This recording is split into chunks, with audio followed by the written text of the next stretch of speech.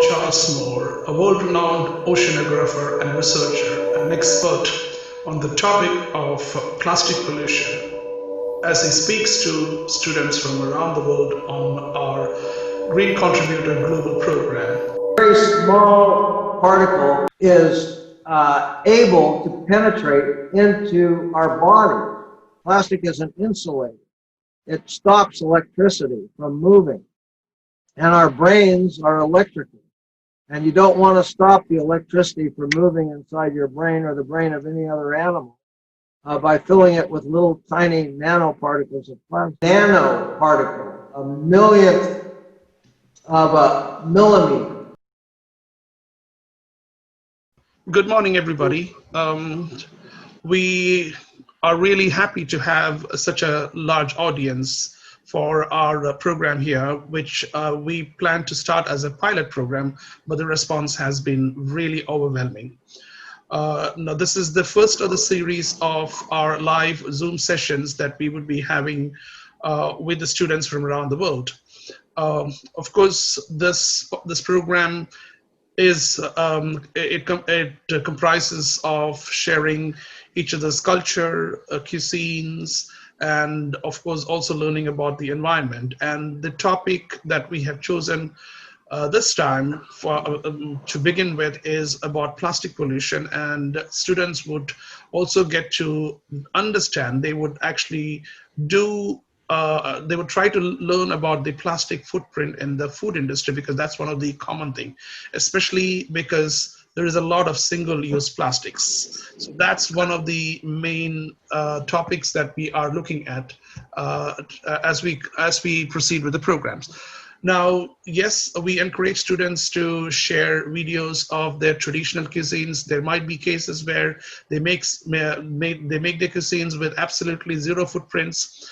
What our intention here is, of course, we want to share with others what different cultures, what different traditions, they have been going throughout ages. And of course, the plastic thing has only started recently. So yes, we want everybody to learn about the not only about the different cultures, but yes, once you get to see what is happening, we actually want the students to encourage their parents and the community to then talk and make sure that, okay, yes, any decisions that they do when they go out to make shopping is trying to avoid those single-use plastics. So at least that would have some impact on the food industry when they look at packing, because it's not just about banning a single-use plastic bag, which is just one of the smallest thing. And many countries, they seem to think that, okay, that they've done a big thing. But yes, there is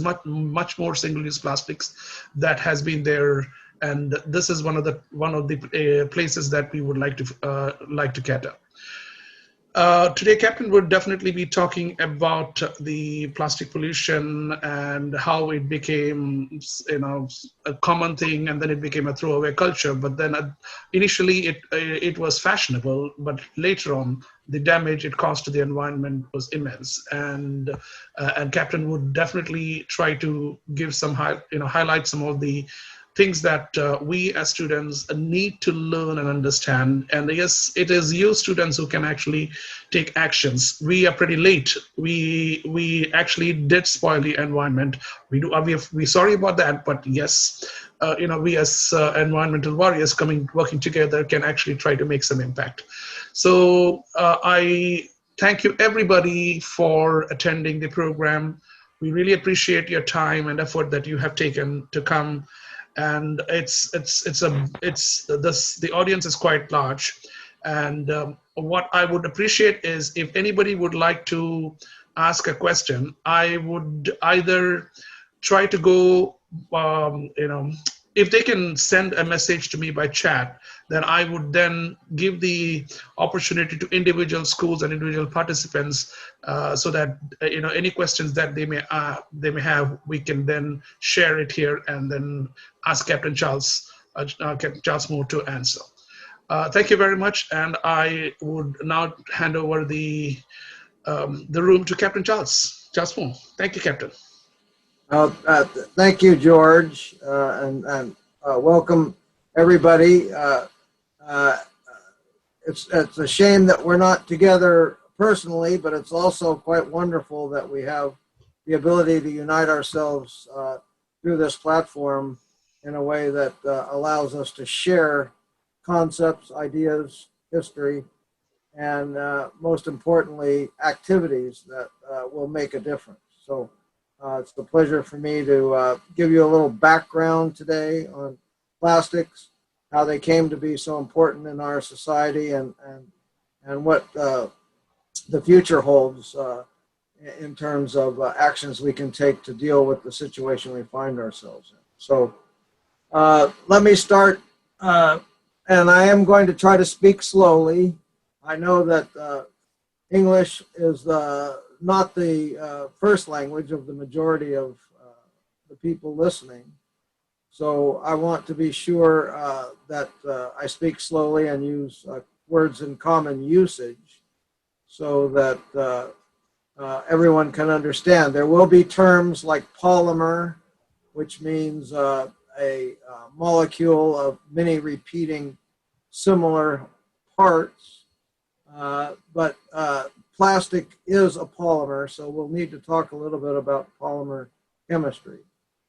Now, since ancient times, we're a little, when we were waiting for everyone to come, we talked a little bit about the old sailors needing to know what time it was in order to determine their longitude. And sailors from antiquity were involved in trade. They were involved in moving products from point A to point B.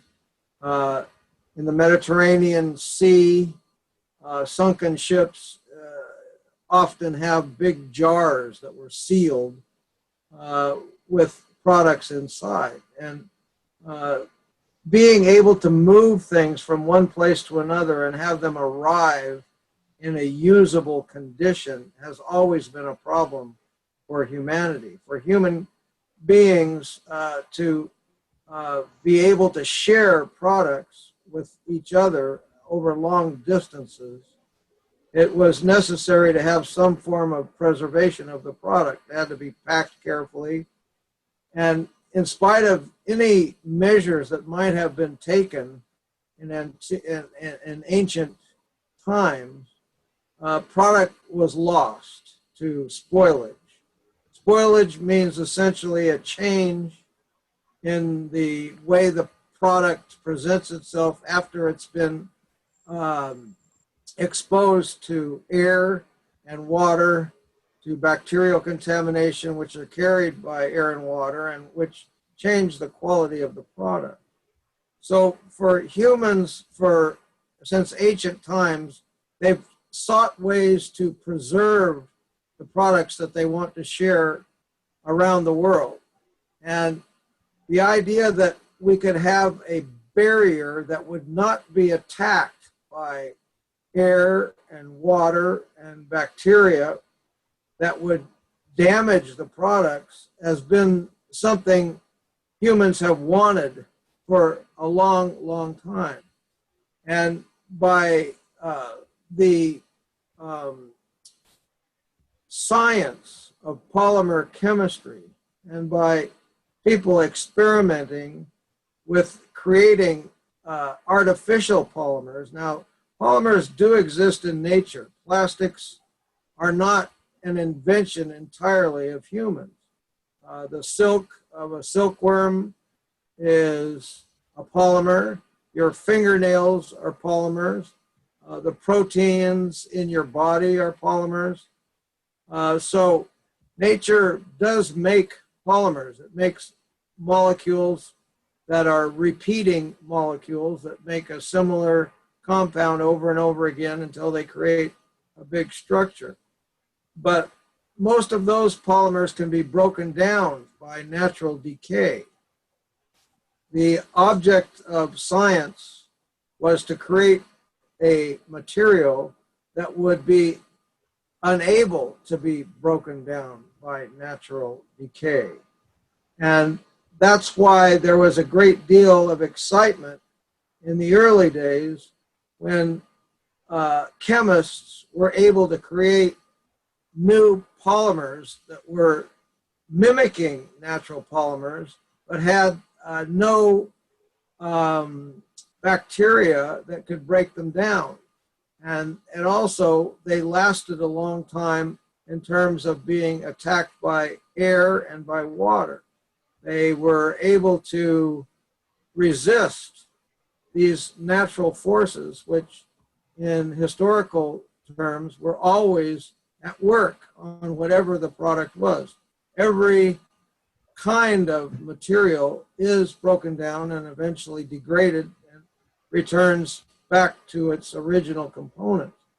With plastic, those polymer chains, the repeating molecules that are mostly carbon, they are so tough, and the length of the chain is so long that it's not subject to natural decay.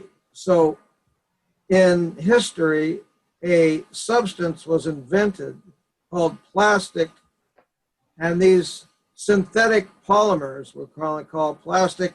Synthetic meaning it's made in the laboratory by humans, and polymer meaning it's a type of plastic. These synthetic polymers then began to reveal themselves as something that would preserve products so that things could be shipped, things could be protected, things could be created that didn't break down in the normal way. For instance, metal cookware is subject to rusting. So we're talking about polymer chemistry. We're talking about the ability of synthetic human-made polymers, known as plastics, to resist natural decay. And that ability, that new kind of material, became very important during the Second World War, when normally available natural materials that were transported from around the world were cut off from supplying the warring nations. So the warring nations, when they were unable to obtain synthetic polymers such as fibers from the Philippine banana, the abaca, were used to make rope. That led to the creation of nylon as a synthetic substitute for sisal, which is a type of rope. So in World War II, the development of polymers became an important part of the warring nations' ability to fight one another, because they were able to create these materials that allowed them to advance their warfighting technology without having to import fibers from faraway places. Now, after the war, where, say, for instance, we had nylon being used for ropes and for ships, and we had polycarbonate, the clear plastic sheeting, being used for windows on airplanes, there became a need to redirect the massive production of the warring nations towards civilian applications. And the civilian applications, many of them were in the food industry. As a matter of fact, in 1955, a leading journal known as Life magazine showed a family throwing disposable single-use objects into the air next to a waste bin. And the title of the article in 1955 was "Throwaway Living." So this was the introduction of a new kind of lifestyle. During World War II, conservation was mandated. You could be severely penalized if you were to waste resources. All the aluminum was collected, all the metal was collected. People conserved what they had. But after the war, the industries that use those materials had surpluses, and they needed to make products with those surpluses that would sell and would keep them as the dominant manufacturing companies in the world. And so they developed this new concept of single use, that you would use something once and then throw it away. This was the concept of throwaway living. It came to the fore in the 1950s.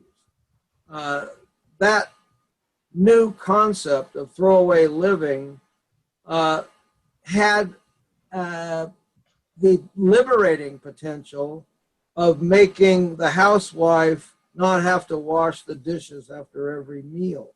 This was the way the throwaway living idea was sold to the public, was that the woman of the house could be with her family for more time if she wasn't constantly having to wash the dishes, if she could just throw them away. So that was the liberating potential, the way that the material was sold. But there are externalities to any kind of productivity that are not taken into account when the product is first developed.